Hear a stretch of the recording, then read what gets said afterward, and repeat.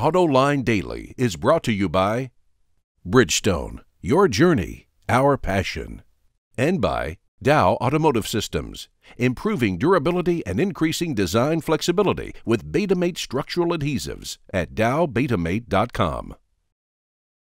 Welcome to Autoline Daily. In today's show, Volkswagen is showing some weakness as it tries to conquer the world. Meanwhile, worldwide car sales continue to soar, and what it's going to cost Ford dealers to repair that aluminum pickup truck. Now the news. More and more people around the world want their own set of wheels. Wards reports that for the first 6 months of this year, automakers sold over 43 million vehicles, up nearly 3%. South America was the only region that saw sales fall. Asia is now by far the biggest region, accounting for nearly half of all global sales. North America and Europe are next, accounting for 22% of sales each. If sales continue at their current rate, by the end of the year they could pass 88 million vehicles. Volkswagen CEO Martin Winterkorn seems to be hedging his bets. Several years ago, he set a goal of VW becoming the biggest car company in the world. But after announcing somewhat mixed second quarter earnings, Winterkorn is now telling shareholders that the company wants to be, and I quote, a leader shaping the future of the automobile. That's not quite as ambitious as before, but the company remains quite a powerhouse.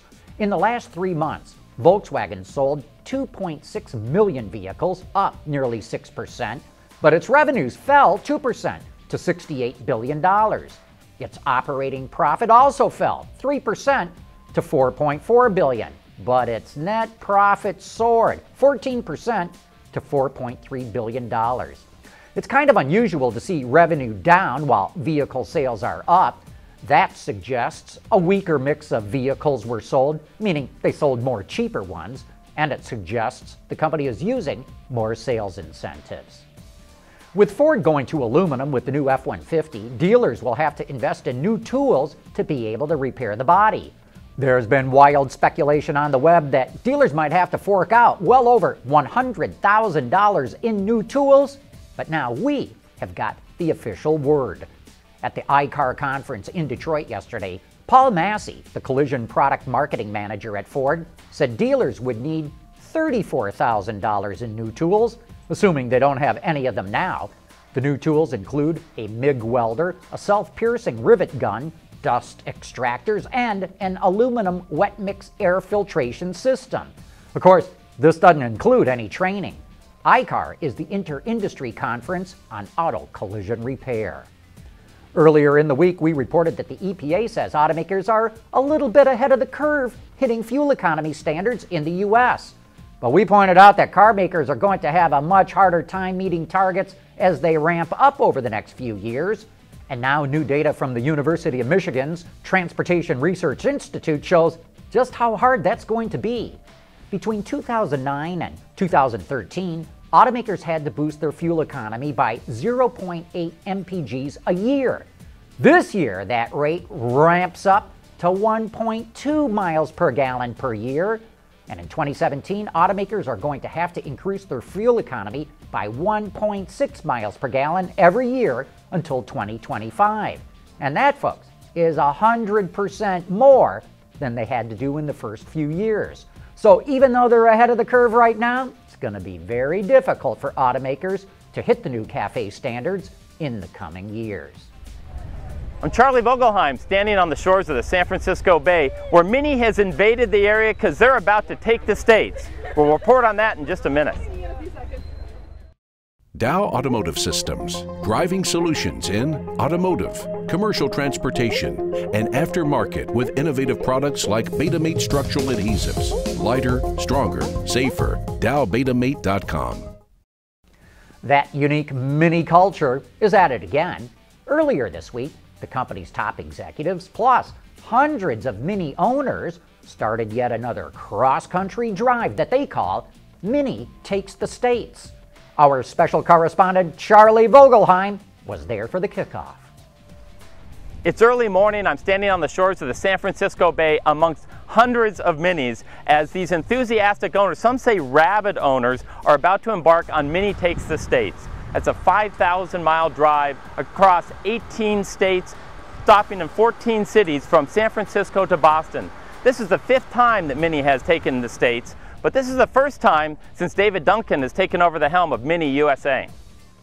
This is one of the premier events that we do with our owners, and we really think that this is something that sets us apart from other car manufacturers. You don't see manufacturers doing owner events like this, particularly at this scale.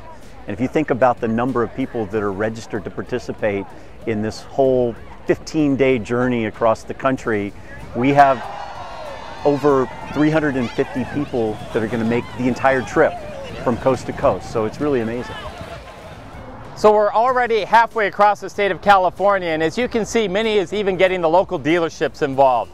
This was the first stop for all the Mini drivers to have lunch and recreate the group, the camaraderie that goes with these fanatical owners. And it really is about the owners for Mini. It's such an important part of this entire marketing effort around Mini Takes the States. Think about what a marketer spends to do a 30-second ad or a 60-second television ad.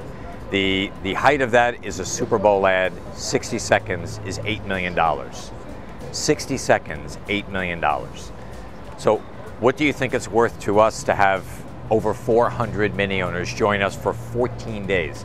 I mean, that's so much, such a higher order of math, I couldn't figure it out. It's that priceless, and that is really the ROI that we measure. It's not so much what does it cost us, it's an organic, important investment.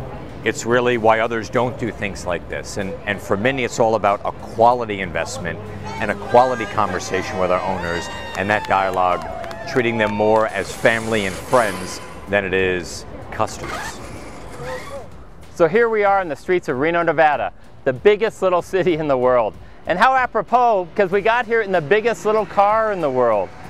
Hundreds of Minis have driven across the state of California all day, over the mountains, and they're here in Reno, Nevada, celebrating the first day of Mini Takes the States. Hundreds of Minis will continue for the next couple weeks across the country to culminate this journey in Boston. There's great camaraderie, there's Mini owners, everyone's having a great time. There's nothing Mini about this event. For Autoline Daily, this is Charlie Vogelheim. Let's see, about now, the caravan is crossing the Painted Desert in New Mexico on its way to Texas. It's pretty amazing when you think of it that over 300 Mini owners would take 2 weeks of their own time at their own expense, mind you, to drive their personal cars nearly 5,000 miles in Mini Takes the States. That's the kind of devotion that other OEMs would love to have. Hey, be sure to join us for Autoline After Hours tonight. Our guest is Matt O'Leary, the Vehicle Line Director for trucks, SUVs, and commercial vehicles at Ford. If you want to get a comprehensive view of Ford's truck strategy, tune in tonight at 6 p.m. Eastern Time, or you can catch it later at Autoline.tv. And that wraps up today's show. Thank you for watching. We'll see you tomorrow.